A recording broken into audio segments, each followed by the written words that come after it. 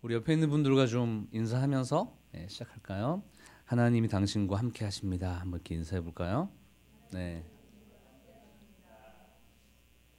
네, 너무 좋네요. 우리 한 번 더 안 하신 분들 보면 오전에 이렇게 인사하니까 막 옆에 분 막 손 잡아주고 막 격려하고 그러더라고요. 근데 그런 어떤 인사와 스킨십이 왜 중요한가 하면 사실 저희 교회도 좀 큰 교회잖아요. 그러면 사실 1년을 살펴보자면 서로 이렇게 만나서 얘기하고 교제하는 시간이 목장 모임 외에는 다른 분들과 사실 생각보다 많지 않습니다. 그렇죠. 그래서 그렇게 1년이 훌쩍 지나가고 지금 2018년도 1월 마지막 주잖아요. 그래서 지금 1개월도 벌써 지나갔어요. 그래서 저희가 이렇게 교제하고 서로 인사하는 시간들이 생각보다 많지 않다라는 것을 생각하면서 저희가 좀 한 번 더 안 뵌 분들에게 하나님 당신과 함께 하십니다. 인사하면서 우리 시작했으면 좋겠어요. 한번 서로 인사해 볼까? 하나님께서 당신과 함께 하십니다. 네, 너무 좋죠. 진짜 스쳐 지나갈 수 있으니까 우리 서로가 그렇게 하나님께 상과적으로 모이게 하셨으니까 그런 따뜻한 공동체가 되면 너무 좋을 것 같아요. 네, 오늘 말씀을 제가 이제 어제 묵상하면서 저에게 느껴졌던 이제 그러니까 말씀의 진리를 알지만 그래도 표면적으로 느껴지는 게 있는데 요즘에 그 시대와도 약간 좀 맞는 그런 거죠. 일부러 제가 약간 그런 이미지를 생각해낸 걸 수도 있습니다. 뭐냐 하면 예수님이 갑질하시는 게 아닌가 이런 생각이 들었어요. 무슨 뜻인가 하면 율법에 저촉이 되는 실제적인 일이죠. 안식일에 어떤 노동을 한 것에 대해서는. 그런데 예수님이 당신은 그런 부분에 자유하다는 것이에요. 예수님 당신은 문제 없다는 거예요. 너희들에게는 혹시나 이런 문제가 발생할 수 있지만 율법을 어긴 일이 너희에게는 저촉이 되지만 나에게는 저촉되지 않는다. 난 자유하다. 난 아무 문제 없다라고 막 항변하듯이 막 금수저처럼 하는 것이 아닌가 혼자 생각해봤어요. 왜냐하면 왜 그런 게 중요하냐 그러면 실질적으로 이 당시에 율법을 지켜야 되는 상황임에도 불구하고 예수님은 율법 가운데 자유하셨거든요. 그 이유가 무엇인가? 왜 예수님은 마치 권위자처럼 어떤 사람을 깔아뭉개는 것처럼 내가 안식일의 주인이다 이런 식으로 얘기하시면서 이렇게 얘기하셨는가? 우리가 오늘 이 말씀을 통해서 왜 예수님이 이렇게 당당하게 자신감 있게 자기는 안식일의 주인이고 나는 이 율법에 저촉되지 않는다라고 얘기하셨는지에 대해서 갑질이 아니면 다른 뭔가가 있을 텐데 그것을 발견하는 것이 매우 중요하죠. 그리고 우리 또한 이 예수님의 자유함과 이 예수님의 어떻게 보면 평안함, 예수님의 어떤 만족함이 우리의 삶에도 이어졌으면 참 좋겠다라는 마음이 들었습니다. 그래서 여러분 함께 우리가 말씀을 조금씩 나눌 때 예수님 왜 이렇게 약간 좀 세게 얘기하셨는가? 예수님이 어떤 권위적으로 하신 게 아니라면 어떤 말씀의 진위가 있는가를 우리가 파악하고 우리가 그 그룹 안으로 그 예수님의 자유함으로 복음 안으로 들어가는 은혜가 있게 되길 소망합니다. 아멘. 여러분 오늘 말씀을 우리가 충실하게 이해하기 위해서는 이 12장의 말씀이 12장 혼자 있지 않다는 것을 먼저 깨달아야 합니다. 그래야지 전체적인 말씀의 흐름 가운데 어떻게 보면 건강한 해석이 이어질 수 있는데요. 그 포인트가 힌트가 12장 1절에 첫 머리에 나옵니다. 뭐죠? 그때에라고 나와요. 그러니까 12장 처음 시작할 때 그때라는 것은 바로 11장에 있었던 어떠한 사건과 연결되는 그 상황 가운데 지금 안식일 논쟁이 이어졌다라는 것을 저에게 암시하는 거죠. 그래서 우리 가운데 말씀이 어디를 가르치고 있습니까?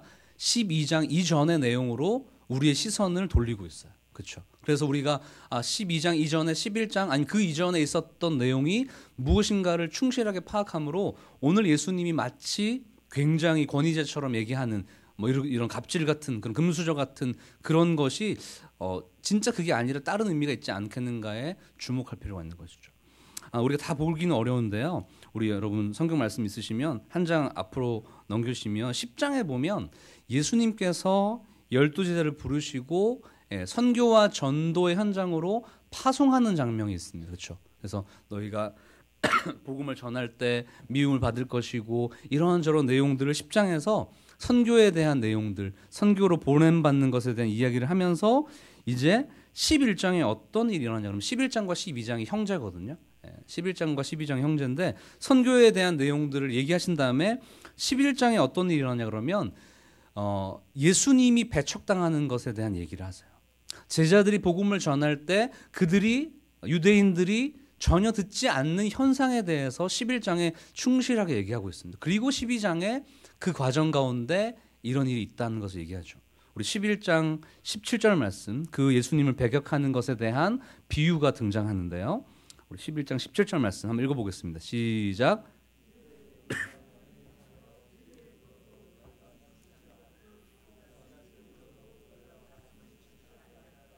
네, 아멘. 이 비유법인데요. 예수님이 복음의 피리를, 하나님 나라의 피리를, 천국의 피리를 불어도 아무도 듣지 않고 춤추지 않고 천국 잔치가 유대인들에게 임하지 않는다는 굉장히 어려운 얘기를 하는 거죠.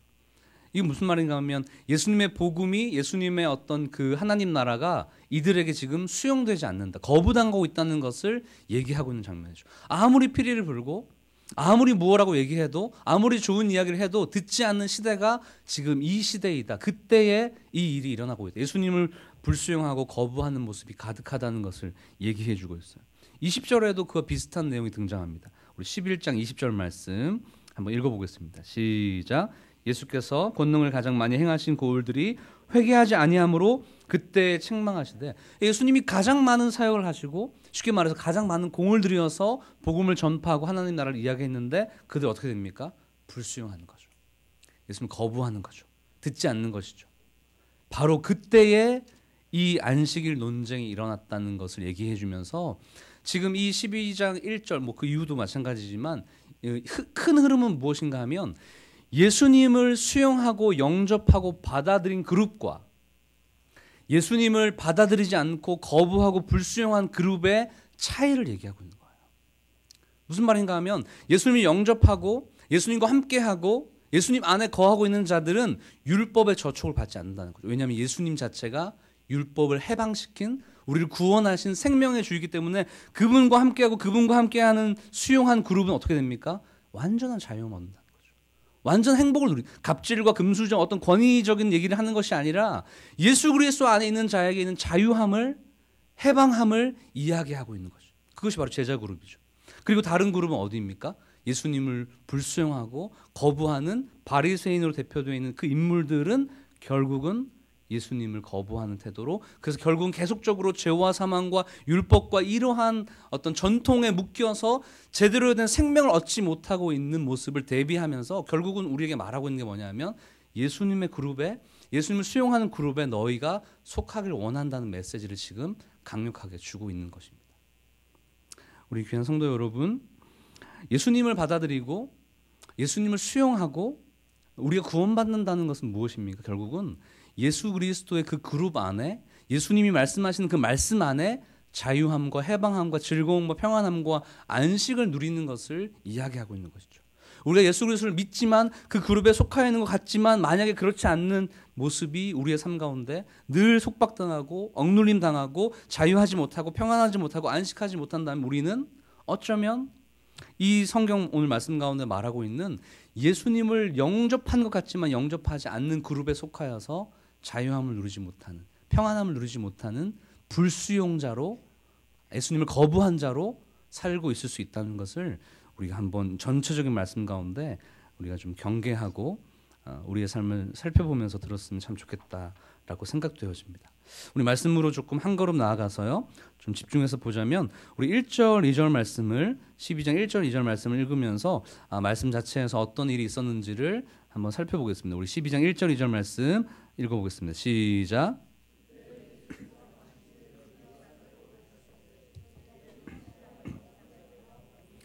바리새인들이 보고 예수께 말하되 보시오, 당신의 제자들이 안식에 하지 못할 일을.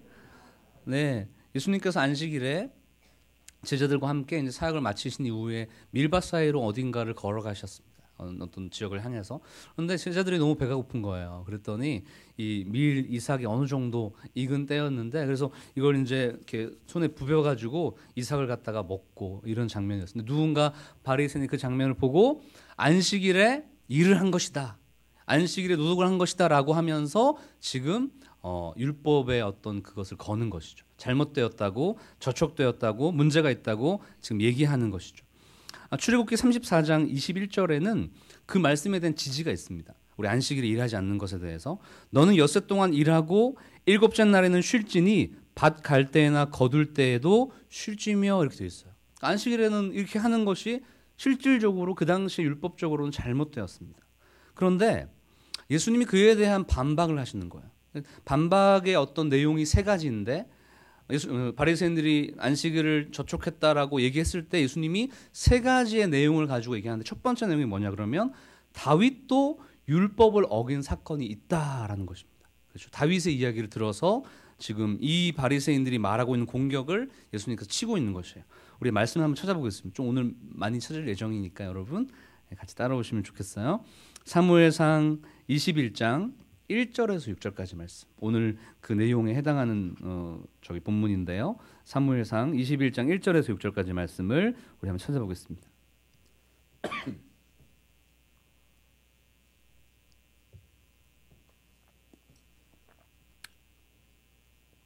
우리 다 찾으신 줄 알고 우리 한 절씩 읽어보겠습니다. 사무엘상 21장 1절에서 6절까지 말씀 한번 같이 찾아서 교독하겠습니다. 다윗이 노베 가서 제사장 아히멜렉에게 이르니 아히멜렉이 떨며 다윗을 영접하여 그에게 이르되 어찌하여 네가 홀로 있고 함께하는 자가 아무도 없느냐 하니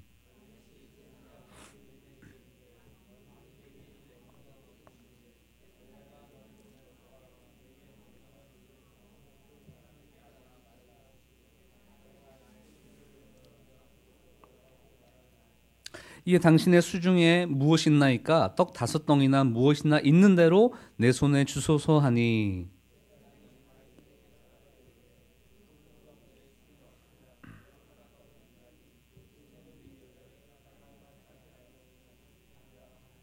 다윗이 제사장에게 대답하여 이르되 우리가 참으로 3일 동안이나 여자를 가까이 하지 아니하였나이다. 내가 떠난 길이 보통 여행이라도 소년들의 그릇이 성결하겠거든 하물며 오늘 그들의 그릇이 성결하지 아니하겠나이까 하매 제사장이 그 거룩한 떡을 주었으니 거기는 진설병 곧 여호와 앞에서 물려낸 떡밖에 없었습니다. 이 떡은 더운 떡을 드리는 날에 물려낸 것이더라. 아멘. 어떤 상황인가 하면 다윗이 지금 사울 왕에게 쫓기고 있는 장면이었어요. 전쟁의 승리를 이루었습니다. 다윗이 골리앗을 넘어뜨렸어요. 그래서 다윗을 향한 찬가가 지어졌죠. 다윗은 만만이고 사울은 천천이다. 그 정도의 어떤 영향력 있는 자라고 사람들이 찬양하면서 다윗을 높였습니다. 사울에게 질투가 일어났죠. 그래서 다윗을 죽이려고 혈안이 되었습니다. 그래서 다윗은 자기가 함께하는 사람들과 함께 광야로 내쫓김 당하는 사건이죠. 그런 와중에서 너무나 배가 고파서 지금 제사장 아히멜렉 공동체에 찾아가는 것입니다. 그의 집에 찾아가서 먹을 것이 있냐라고 하면서 먹을 것을 구하는 장면이죠. 그런데 문제가 뭐냐 그러면 아무런 먹을 거리가 없었어요. 그리고 유일하게 하나 있었던 게 뭐냐 그러면 여호와 하나님께 드리는 진설병 그리고 제사장들만 먹을 수 있는 거룩한 떡만 남았죠. 그런데 다윗은 이 떡을 얻게 되었습니다. 왜 그럴까요? 왜 다윗은 제사장들만 먹을 수 있는 이 떡을 얻을 수 있었을까? 그리고 하나님은 이 율법에 저촉될 수 있는 것에 대한 문제에 대해서 왜 징계하지 않으셨을까요? 그리고 예수님은 왜 이 예화를 들면서 당신이 지금 안식일에 제자들이 한 문제가 아무 문제가 없다고 얘기하시는 것일까요? 그것이 알고 싶은 거예요. 가장 중요한 부분입니다. 여러분, 다윗이 어떤 권한이 있어서 다윗이 어떤 특별한 인간적인 존재여서 어떤 권력이 있거나 힘이 있어서 지금 진설병이라는 거룩한 떡을 먹었다고 얘기하는 것이 아닙니다. 여기서는 다윗의 존재 자체에 대해서 집중하기 원하는 이 메시지가 있는 것이에요. 즉 권위자여서 뭔가 힘이 있어서 권력이 있어서 다윗이 진설병 거룩한 떡을 먹은 것이 아니라 하나님으로부터 기름 부음 받은 자가 다윗이었기 때문에 하나님이 이것을 허락하신 것이죠. 그리고 가장 중요한 게 이제 이 뒷부분인데요. 하나님의 기름 부음 받은 자와 함께한 소년들, 그 군사들이 바로 하나님의 기름 부음 받은 자가 가지고 있는 권한과 능력과 영향력을 받고 그들과 함께 진설병을 먹어서 아무 문제가 없었다는 것입니다. 마치 이것과 같이 예수님도 제자들이 이 먹었던 것이 제자들 혼자였으면 문제가 됐을 텐데 안식일에 먹는 것이 문제가 됐었을 텐데 예수님이라는 존재가 함께함을 통하여서 그들 공동체에 아무런 문제가 없다는 것을 얘기해 주고 있는 것이에요. 즉 어떤 행위의 문제가 아니라 그들이 어떤 존재인가, 어떤 위치에 있는가에 대한 문제를 얘기하고 있는 것이죠. 즉 누구와 함께하는가가 결국은 그 사람의 존재와 그 사람의 정체성과 그 사람이 어떠한 모습인지를, 위치인지를 결정 지어준다는 것입니다. 놀랍죠? 여러분, 예수님은 어떠한 분입니까? 우리의 구원자, 그렇죠? 우리 가운데 생명을 주는 분, 또 율법의 완성, 율법의 마침, 율법의 모든 것을 자유케 하고 해방하는 분이 제자들과 함께함을 통하여서 율법 자체가 예수님에게 저촉되지 않는 것이고 그와 함께하는 공동체가 율법의 자유함을 얻게 되는 것이죠. 이것은 어떻게 보면 이 마태복음의 12장 1절에 있어서 사실은 어떻게 보면 흘려 지나가는 내용이지만 굉장히 파괴력이 있고 굉장히 자유함이 있는 말씀이라고 생각되어집니다. 이것과 굉장히 비슷한 말씀이 뭐냐 하면 우리 함께 찾아볼까요? 로마서 8장 1절 2절이 있어요. 놀랍게도 오늘 말하고자 하는 메시지가 직접적으로 말하고 있는 것이 바로 로마서 8장 1절과 2절 말씀입니다. 즉 예수님과 함께하는 자에게 자유함이 있다는 것을 얘기하고 있는 것이에요. 율법이 죄와 사망이 더 이상 그들을 묶지 않는다는 것을 선포하는 장면입니다. 로마서 8장 1절과 2절의 말씀을 함께 읽어보겠습니다. 우리 너무 귀한 말씀이기 때문에 여러분 힘을 다해서 우리 마음을 다해서 한번 읽어보겠습니다. 시작. 그러므로 이제 그리스도 예수 안에 있는 자에게는 결코 정죄함이 없나니 이는 그리스도 예수 안에 있는 생명의 성령의 법이 죄와 사망의 법에서 너를 해방하였습니다. 아멘. 이건 무슨 말입니까?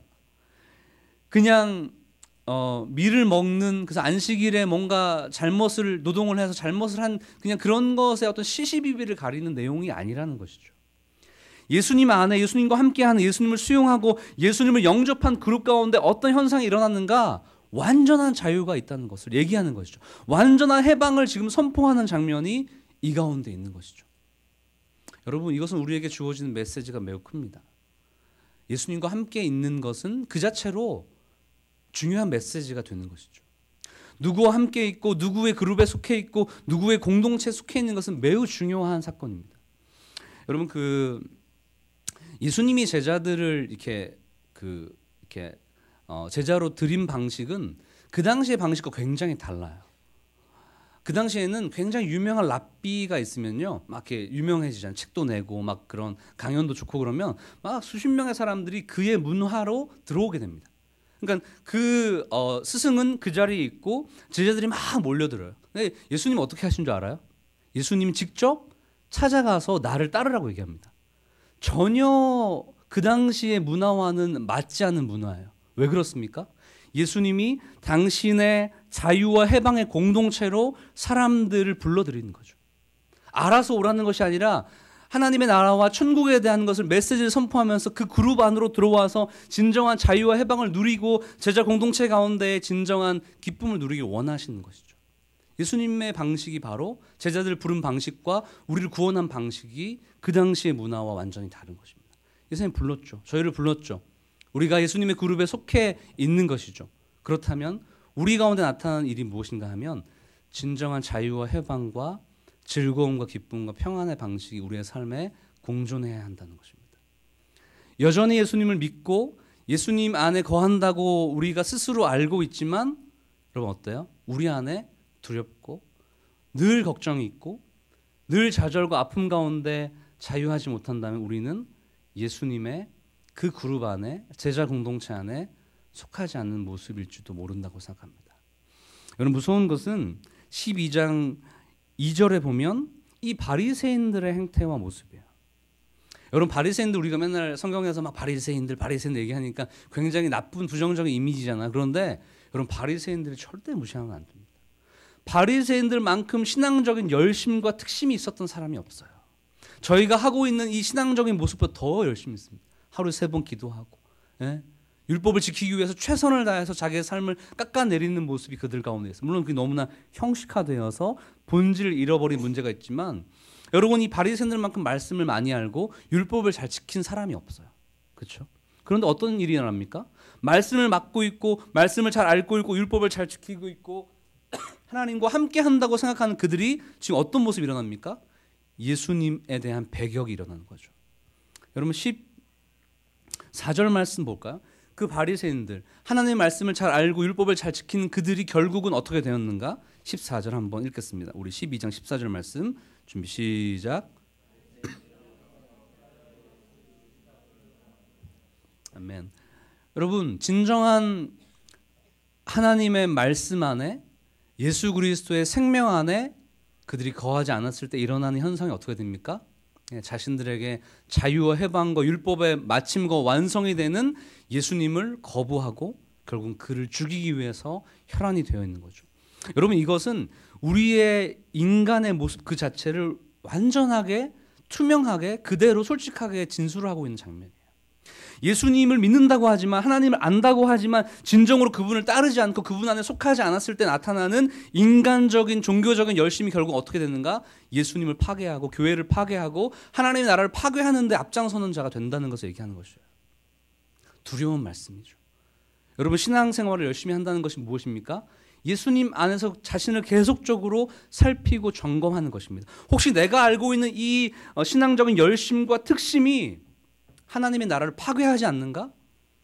하나님 나라의 공동체에 내가 정말 속해 있는가? 하나님의 일에 거부하고 있지 않는가? 내가 열심히 하고 있는 그 방식들이 혹시나 하나님이 원하시지 않는 방식은 아닌가를 늘 점검해야 돼요. 늘 점검해야 됩니다. 사역자는 저도 사실은 그런 것을 굉장히 늘 두려워하고 있어요. 내가 말씀을 전하는 것이 혹시나 어떤 드러내는 방식으로, 자랑하는 방식으로 있지 않는가? 주님께서 주어지는 이 생명의 말씀들이 혹시나 다른 방식으로, 우리 공동체를 파괴하는 방식으로, 누군가를 찌르는 방식으로 있지 않겠는가라고 늘 점검합니다. 그럼 점검해야 돼요. 우리가 예수님 안에서 진정한 하나님이 원하시는 방식으로 내가 존재하고 있는지 존재하지 않는지, 예수님의 안에 거하지 않는 방식이라면, 예수님을 수용하지 않는 방식이라면 결국은 하나님이 원하시지 않는 방식으로 우리의 삶이 일어난다는 것입니다. 특별히 저를 비롯한 우리 목회자, 특히 우리 교회의 영적 리더, 장로님들, 권사님들, 중직자분, 집사님들이 더 이 말씀 가운데 집중해야 될 줄 믿습니다. 우리가 하는 어떤 결정들과 행정적인 일들과 어떤 열심들이 혹시나 우리 공동체를 어렵게 하진 않는가? 어떤 내 모습 자체가 정말 주님이 원하시는 방식으로 내가 꾸준히 나아가고 있는가? 아니면 다른 사람을 덫을 내고 올무를 걸어서 그 사람을 넘어뜨리는 방식이 아닌가? 하나님 세우신 자리에 어떻게 보면 표현상 높은 위치에 오를수록 어떻게 됩니까? 겸손해야 되고, 배려하는 방식이어야 되고, 사랑의 방식이어야 되고, 바리새인들처럼 자기를 드러내는 방식이 아니라 결국은 사랑의 방식으로 가야지 이 공동체 안에 진정한 평안함과 즐거움이 있을 거라고 생각합니다. 그래서 우리 그런 마음으로 우리가 주님을 바라보고 그렇게 섬기는 저희가 되었으면 참 좋겠습니다. 예수님과 함께 하는지, 예수님 안에 거하고 있는지를 오늘 이 시간에도 점검하고 그 주님과 매일매일 살면서 우리의 것이 드러나지 않도록 노력하는 저와 여러분 되기를 축복합니다. 아멘. 첫 번째로 안식일 논쟁 가운데 예수님께서 다윗에 대한 얘기를 했어요. 그래서 누구와 함께 있는가가 중요하다. 다윗과 함께 했을 때 그 그룹들은 자유하게 되었고, 왜냐하면 기름 부은 왕이었기 때문에, 예수님과 함께하기 때문에 율법의 마침과 완성인 예수님과 함께하는 그룹이 생명과 안식을 얻었다는 것을 얘기했고, 두 번째에 예수님의 어떤 그 진술은 뭐냐 하면 5절과 6절에 나타나는데요. 예수님 당신을 무엇이라고 정의했어요. 예수님 당신이 어떤 존재라고 정확하게 말했습니다. 우리 5절 6절 말씀 같이 읽어보겠습니다. 시작.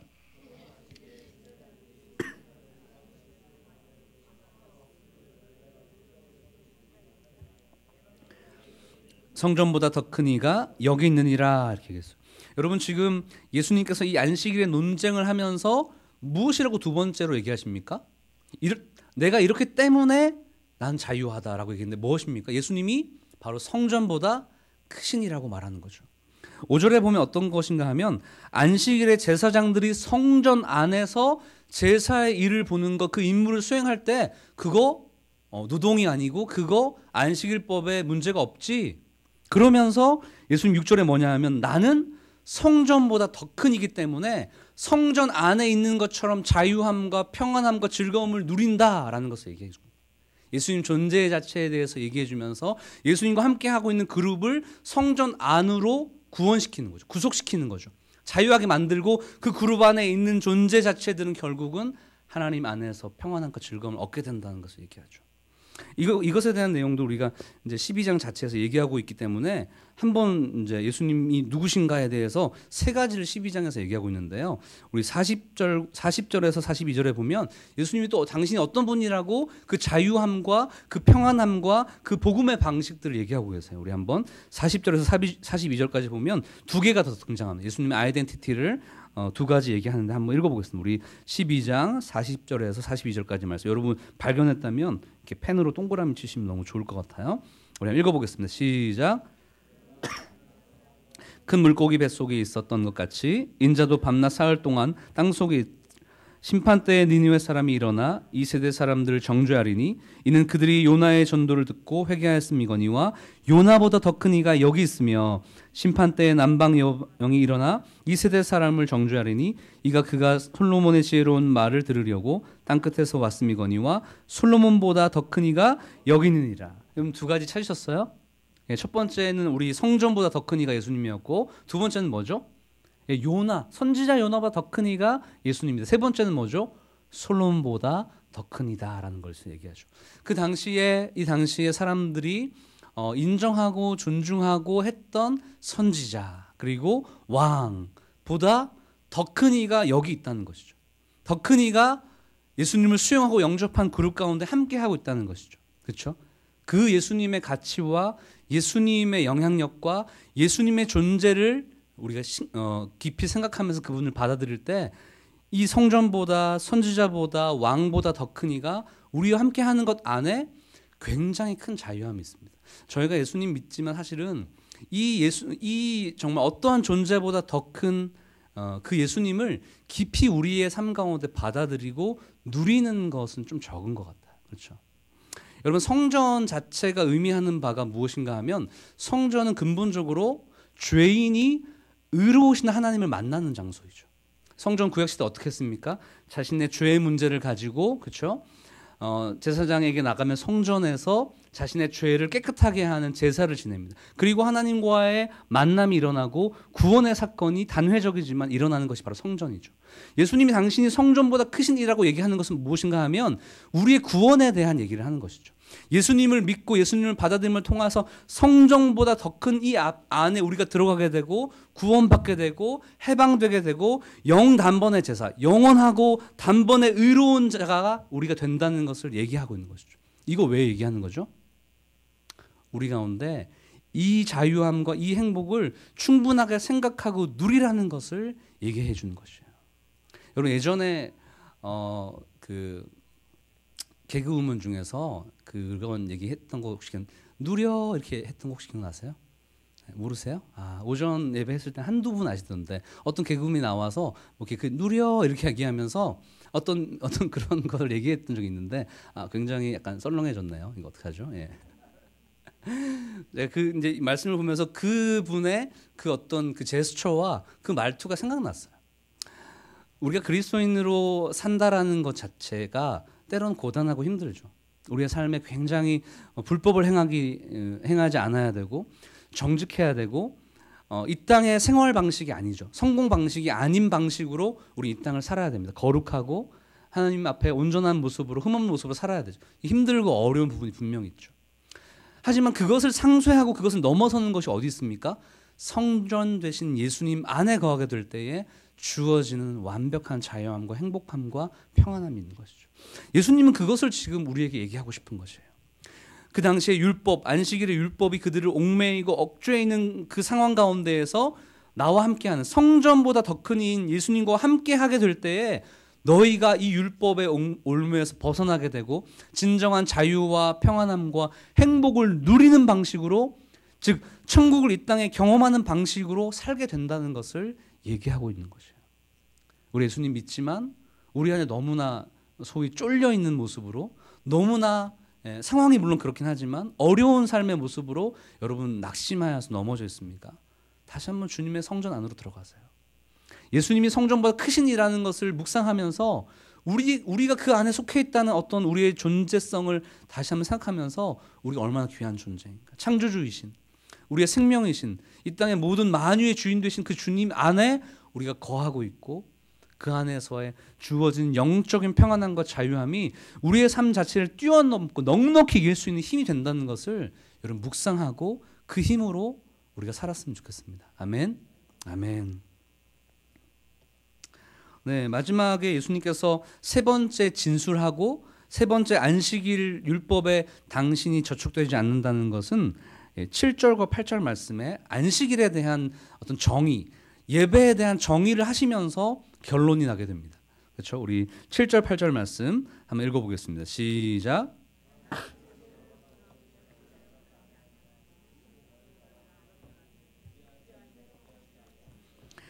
인자는 안식일의 주인이라 하시니라. 딱 결론을 내버리시죠, 예수님이. 나는 율법의 완성이고 지금까지 너희가 말하고 있는 모든 내용들을 종결짓는 자다. 완성하는 자다. 즉 내가 안식일의 율법의 마침이고 완성이라는 것을 얘기하고 있는 것이죠. 근데 그 전에 7절에 얘기하고 있는 이 말씀 자체가 사실은 예배와 안식일에 대한 본질을 이야기하고 있는 것이에요. 7절에 보면 이 말씀 자체는 호세아서 6장 6절에 나와 있는 말씀입니다. 나는 자비를 원하고 제사를 원하지 아니하노라 하신 뜻을 너희가 알았더라. 무슨 뜻인가 하면 그 당시에 이제 하나님을 예배하고 제사한다는 유대인들은 있었지만 진짜 마음을 다해서 하나님을 예배하는 자는 없었어요. 그리고 포로로 잡혀가게 되고 끌려가게 되고 우상 숭배하게 되고 자신의 목적을 이루기 위해서 그냥 제사를 드리는 형식만 존재했을 뿐이죠. 그래서 하나님께서 무엇이라고 말하냐면 그들이 드리는 이스라엘 백성들이 드리는 제사를 향해서 구역질을 한다. 토하겠다. 너무나 가증스럽다. 너무나 증오스럽다. 받아들이기가 어렵다는 것을 얘기하면서 호세아서를 통해서 예배의 본질이 무엇인가 결국은 자비, 사랑, 인격, 하나님의 교제, 만남이 결국은 예배의 본질이라는 것을 얘기하면서 안식일이 왜 여기에 등장했나 그러면 하나님께서 우리에게 안식일을 준 이유 자체도 하나님과의 인격적인 교제 가운데 있다는 것을 얘기하고 싶은 것이죠. 즉 제사라는 것이 형식과 이 외형적인 것에 얽매여 있는 것이 아니라 어떤 시간을 들여서 뭔가를 하는 어떤 행위가 중요한 것이 아니라 사람들이 일주일 동안 노동하면서 힘들고 지쳐 있을 때에 하나님의 사랑의 모습으로 인격적인 관계의 모습으로 너희가 안식하여 평안히 쉬라라고 했을 때 인간들이 그 안식일에 하는 반응이 무엇입니까? 그 하나님의 사랑을 기억하는 방식이죠. 그 하나님의 행하신 은혜를 기억하는 방식이죠. 하나님 어떤 분이신가를 생각하면서 나의 존재를 하나님 안에서 발견하는 방식으로 예배하고 찬양하는 것이 바로 제사였고 예배였다는 것을 말해주는 겁니다. 그 예배와 제사를 상실했을 때 결국 남는 게 무엇입니까? 우상 숭배. 자기 이익에 따라서 종교적인 활동을 하는 모습들. 그 예배를 그 제사를 하나님은 구역질을 한다. 가증스럽다. 그만 그치라 라고 얘기하는 것이죠.